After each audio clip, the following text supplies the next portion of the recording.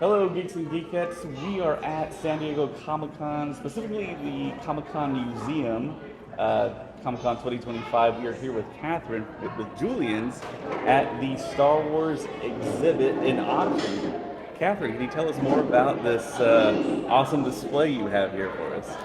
This is just the tip of the iceberg. We've brought some highlights down from our Star Wars themed auction. It's called Echoes from the Galaxy, and it's almost 300 lots of Star Wars memorabilia, meaning things kind of created for and used in the production and the distribution, and then also collectibles. We've got some really interesting collectibles in our sale as well. What are the more interesting things? I saw this Stormtrooper helmet right here. Can you tell us a little bit more about this particular helmet? This is great. This is probably our marquee piece in the sale. It's the most expensive piece. It's one of about 6 of this model Stormtrooper helmets created for Star Wars: A New Hope. There are 6 that we know of, and they're kind of all in known collections. So it's great. We know where this one has been from the time of production to today. And it's a rare example in pretty great shape, and it has all the kind of telltale production markers in it that we like to see in an example like that. So this is our cover lot for the sale. We're really happy to have it. We think it has an estimate of $200,000 to $300,000. On a good day, we should be able to do that. Can you tell us about this piece right here? This is a great piece. So this is the original design for the Return of the Jedi poster. And it was done by a woman named Rio Fior, who was art director for Lucasfilm in the early 80s. She did a lot of really interesting work. We have a lot of property from her in the sale, including some toy designs. But the most interesting group of material are basically the artwork, the pitches that she designed for what would be the Return of the Jedi poster. And so we have a video on our website in which she talks about the process. She had a conversation with George, where she said it was sort of hard to figure out what he wanted, but he wanted hands in the poster, and he wanted the saber, and he wanted some sort of swoop. So she sort of sketched out this idea. This was her first idea. And then she did a bunch of other ones, which we also have too, which are great and would have been just as compelling. But this is really the one, like the hands and the saber and the star at the top and the swoop of light that comes up, really sort of tells us, kind of tells the story or captures the feeling, right, that the Return of the Jedi has for it. So it was really interesting to hear her talk about this, because she's like, when you pitch an idea for any kind of artwork, it's usually the first idea or the last one that is used, right? And this was her first one. This was the first brainstorm of an idea for the poster. So we have a lot of really great stuff from Rio in this sale, but this is really my favorite. So I want to ask you, is there any truth to the rumor that the hands of the poster are actually George Lucas's hands? Rio says yes. Okay. Yeah, and we actually have some of these things in the sale. There are. So she definitely had a lot of conversations with him about how the hands were supposed to look.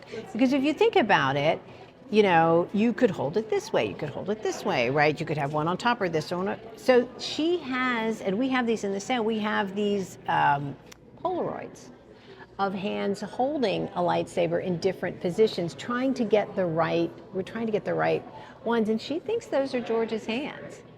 Okay. It's been some period of time, but it was definitely his idea that they should look a particular way, and he was very particular about which pose for the hands would wind up on the poster. All right, awesome. And I definitely want to know about these lightsabers. Can you tell us details here? These are great. These are kind of the 3 hero lightsabers from the final battle scene in Episode 1. Yeah.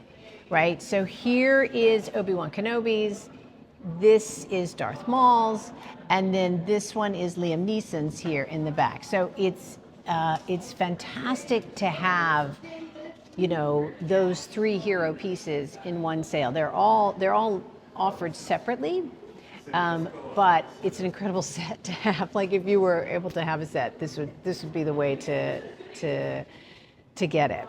That's probably one of my favorite scenes.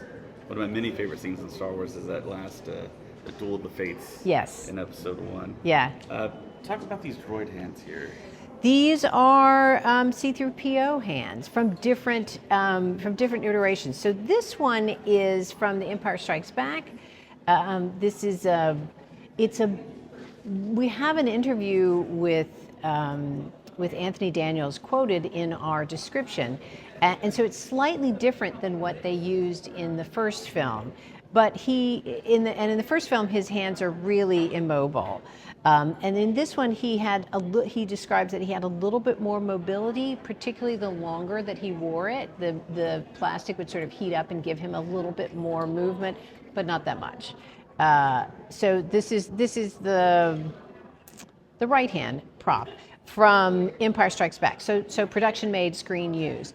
This is from Star Tours, which is the Disney ride, which also features. See, there's a R2 and C-3PO are in the ride, and so this is the left-hand prop.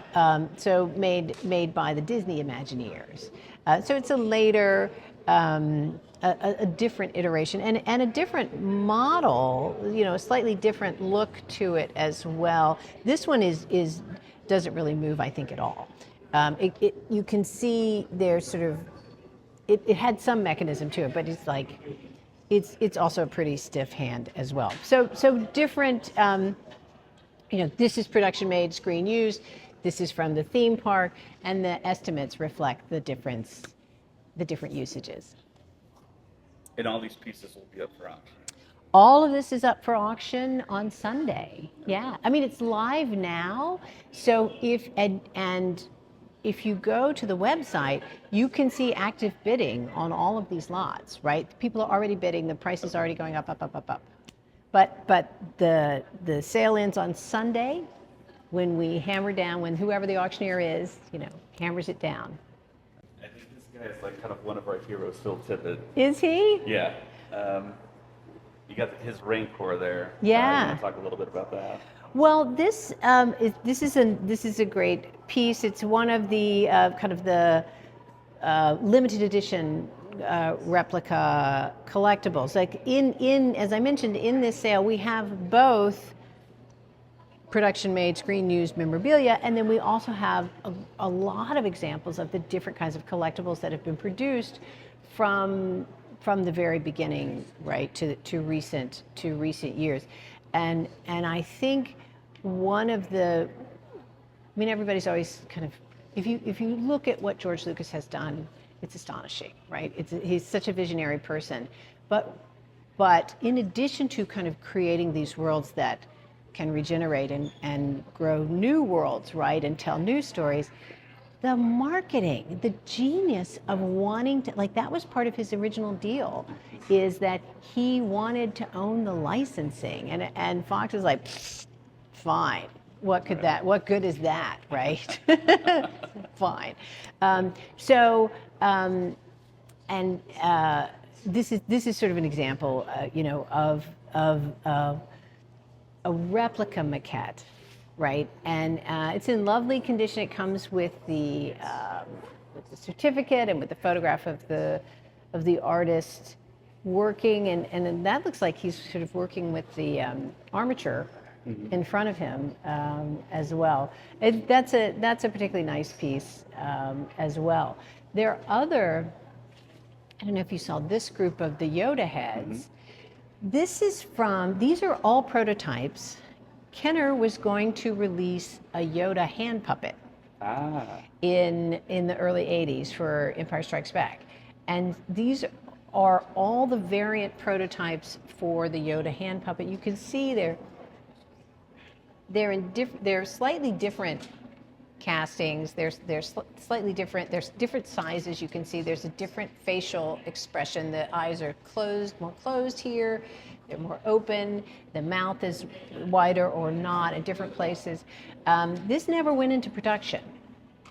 this year. I mean, in later years they did, I think, release a hand puppet, but this particular variant none of these variants made it into production, which makes them kind of interesting and unusual. So there's that interesting set of these Yoda heads, and then those are little pieces of the Death Star. Wow. Yeah, it's it's like like a biscuit foam, right? They're painted foam, right? Okay.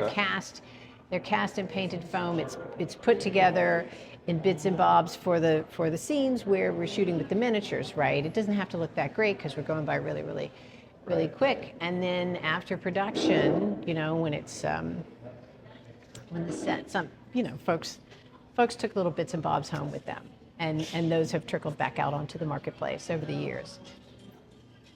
And last but not least, Luke Skywalker's lightsaber here from Return of the Jedi. Yeah, that is a great one. So this is production made. We've not been able to screen match this one. So we're not saying screen use, but we are saying production made from the Return of the Jedi. Really just a very cool piece. And this one has sort of good provenance too, like we know where it's been over the years as well. Yeah, I think, if you collect lightsabers, what's cool is that you could just collect lightsabers, right? And there's a lot. It would be expensive, but you could do it. But if you do, right, this is a marquee piece, right? This is something you would really want for your collection.